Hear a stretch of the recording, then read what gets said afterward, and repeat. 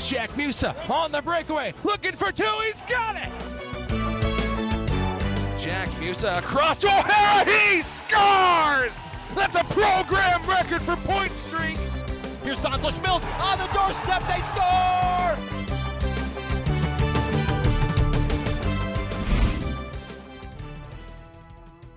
Hello and welcome to the 6th edition of the UMass Hockey Preview Show presented by UMass Journalism. I'm John Ruggiero. And I'm Jacob Repper. On this episode, we'll look back to the games versus the Cornell Big Red and preview a massive Hockey East matchup against one of the hottest teams in the nation, the Maine Black Bears. The Minutemen came into last week looking to bounce back after a split to Nebraska-Omaha in the Midwest, and they welcomed a young but gritty Cornell team eager to get their first win of the season in Game 1. It all starts here not even 2 minutes into the game, a shot from the point, and Lucas Klechka cleans up the rebound. A power play goal for UMass after Cornell gives them a gift in the first 2 minutes. Klechka up to 4 goals for the season. We're going to see an extended replay here, Jacob. Something Coach Carvel talked about, John, is getting off to hot starts, and we see the replay. Klechka, just such a good player, awareness out in front, and him on the doorstep gets the goal. A really good start for the Minutemen. And then just a few minutes later, however, Cornell, they answer back. Who is it? It's Gio DeJulian gets the goal, 1-1. A good job from them to bring themselves back into this game in a really skillful score. Yeah, Jacob, and you see the puck battle here in the left corner. Colson Hanrahan seeing some time there, but then it's not any fault of his. UMass gives it away there. Michael Rabel can't kick away the rebound, and Gio DeJulian scores his first as a freshman, tying the game 1-1, and we didn't see any more scoring until late in the third period when Vaslav Nestrasil tipped home a Daniel Yensko shot to give UMass the lead 2-1 with 1:39 to go. Coach Carvel talked about how Nestrasil's stick work is probably some of the best on the team. You see the deflection there, 6'5" in front of the goaltender, and this is a great shot from the point, giving Nestrasil a chance to tip it in a big point in the game. UMass, John, it wasn't a fantastic game, but they were really good on the power play, 2 for 2, and ultimately that was the difference maker. Yeah, Jacob, it wasn't necessarily pretty, but it was good enough. That's for sure. And here's what Coach Carvel had to say after that victory. Game that I expected. When you play Cornell, they play a very sound game, good defensive game. We needed to match it. I thought we did pretty well last night, but the difference obviously was the special teams. Both sides were exceptional, and the difference in the game. Now, Game 2 is a little bit of a different story for the Minutemen. Let's take a look at how it started. Just a few minutes into this game, Cornell, they get themselves on the board.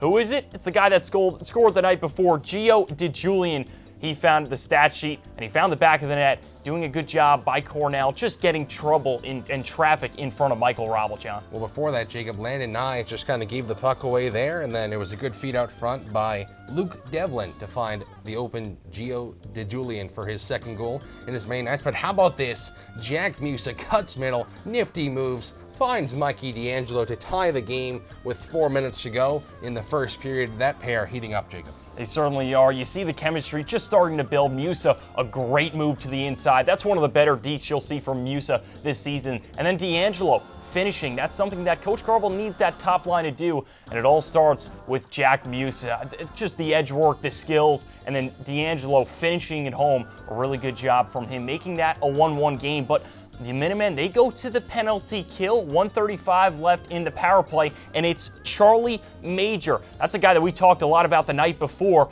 Look at him right here. Just a great job on the goal line, beats Michael Rabel. Yeah, Jake got a little bit lucky there, banked it off Owen Murray, but put the puck in the right place, put it in front, good things are going to happen. And at this point, UMass took 2 more penalties, a 5-on-3 here, and because of that, Xavier Veilleux is wide open, top of the slot, gets the one-timer to go, and Cornell wins this one handedly, 3-1. So the penalty trouble was a little bit too much to overcome for UMass. This marks the 3rd straight weekend that UMass has won a game and lost a game. So Jacob, Greg Carvel talked about how hard it is to get a sweep in this day and age in college hockey. Look, John, it's difficult. You don't go in thinking you're going to get a split, but you don't think you're going to get a sweep. So what it really comes down to is margins, and that comes down to goaltending and special teams. They did a really good job of that in Game 1. Game 2, however, different story. They left Michael Robel out to dry a little bit, and unfortunately for the Minutemen, those mistakes compounded. And yet again, it's another split for them. And Jacob, the discipline was the issue. And here's what Lucas Olvestad had to say after the Game 2 loss. I feel like we expect a little bit more of ourselves, even though we've been winning hockey games. I feel like we got an extra gear, so a little frustrated, but also kind of like exciting to get into conference play. I feel like that's when you can make up a lot of ground because we play a lot of great teams. So I think we're excited for it. Kind of have to play desperate. Moving on, out of the 8 freshmen that joined the Minutemen this season, Lucas Klechka has been a pleasant surprise. You saw his 4th goal earlier in this show, but the 4 goals on the season, he's bounced around in the lineup, but that has not fazed him in the slightest. So Jacob, some might say he's been calm, cool, and collected. That's for sure. He's been a pleasant surprise, Coach Carvel has talked about. You think about all the freshmen on this team, John, and all the newcomers, but having Klechka come in calm and cool, gets 5 points, 4 goals in his first 9 games. That's a great start for him. And the minutes, they've been there. He's getting that bottom 6 time, so 11.42 minutes per game. But you see the quote from Coach Carvel. You bring in a big freshman class. You don't know. You're going to have some surprises for the good or better. Lucas Klechka, he said he's been a gem to start this season. And he's been a big reason why the Minutemen are coming out of these close games. Calm, cool, and Klechka. That's the name of the game right here. And we actually talked to Mr. Klechka over the week. He was calm and cool. See what he had to say here. How do you think the season's been going so far for you guys? I would say pretty good. Like, we have a winning record, but there are still a lot of details that we need to work on and improve game by game. And yeah, just the details and focus on our game plan. Up to 4 goals. Did you expect to get off to this sort of a start? I wouldn't say expected, but I'm really happy it's going. How's it going? And yeah, just keep improving.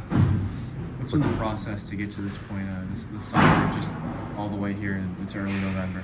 Yeah, I've been working really hard this summer and just getting together as a group, and I think that helps us a lot. The Minutemen welcomed the number 6th ranked Maine Black Bears into the Mullen Center this Thursday and Friday. The Black Bears are coming off of a season in which they went 24-7-6 before losing 5-1 to Penn State in the first round of the regionals last season.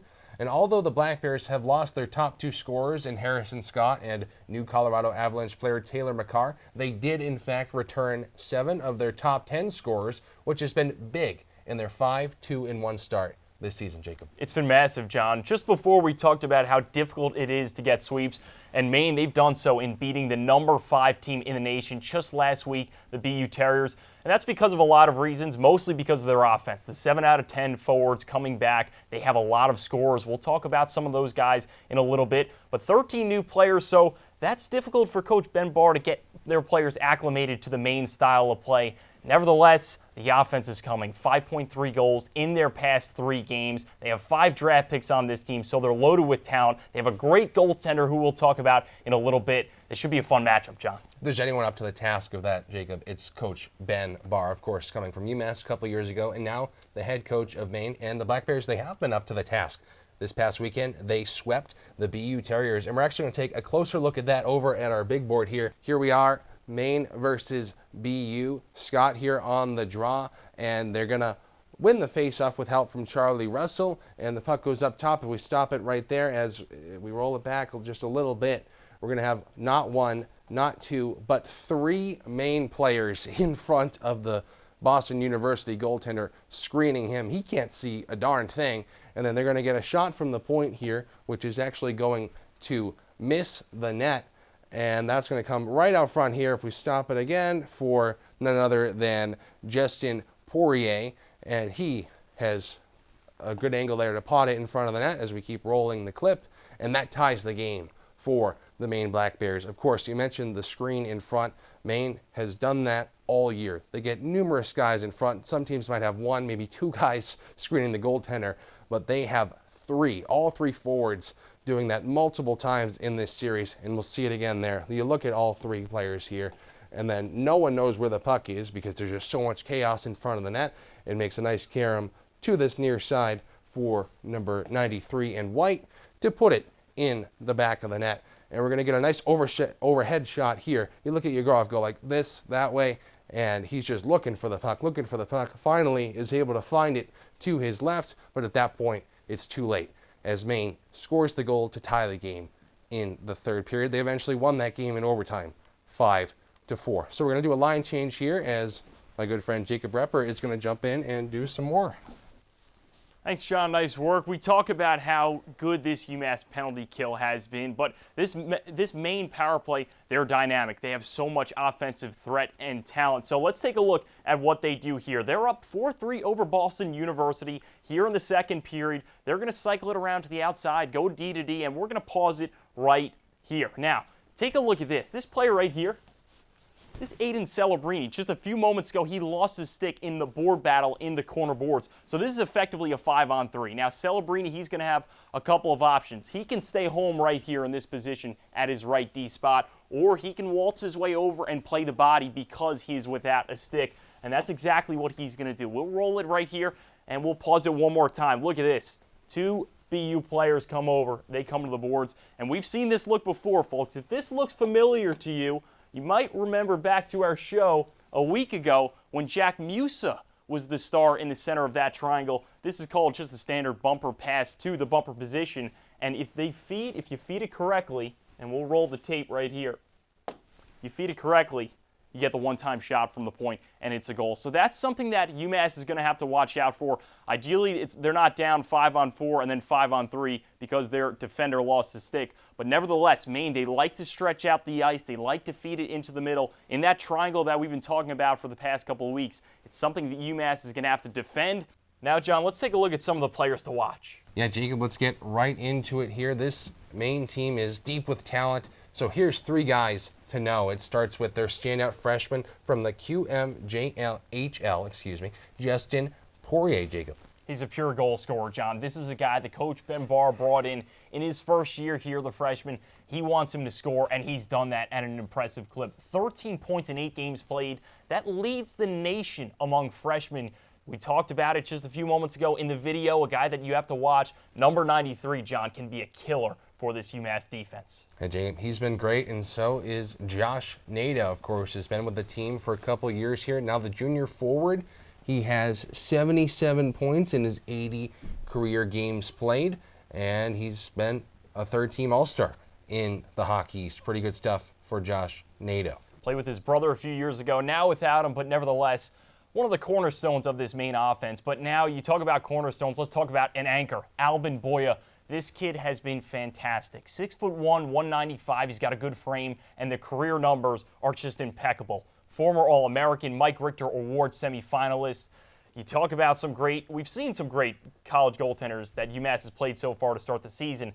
Albin Boya is up there, in my opinion, John, is one of the best. Yeah, Jacob, but whenever you see a sub-2 goals against average in a career, that's pretty darn good. So Albin Boya is going to be tough to solve for UMass, but luckily for them, UMass did pretty good against Maine late last year. Of course, both of those games were in the Mullen Center, so UMass no stranger to beating the Black Bears at home, at least recently. That's something that they're going to have to do, John, because this is a really good Maine team. They have a chance to bump up in the rankings. Maine ranked number 6 right now. They can work a split, maybe a sweep. That'll do some good things for them. Of course, we'll have the coverage on 91.1 WMUA Thursday and Friday. Both of these games will take place then. But that is all for now on the UMass Hockey Preview Show presented by UMass Journalism. I am John Ruggiero. And I'm Jacob Repper. Tune in next week to see the outcome against the Black Bears and a look ahead to the home and home matchup against the Boston College Eagles. We'll see you then.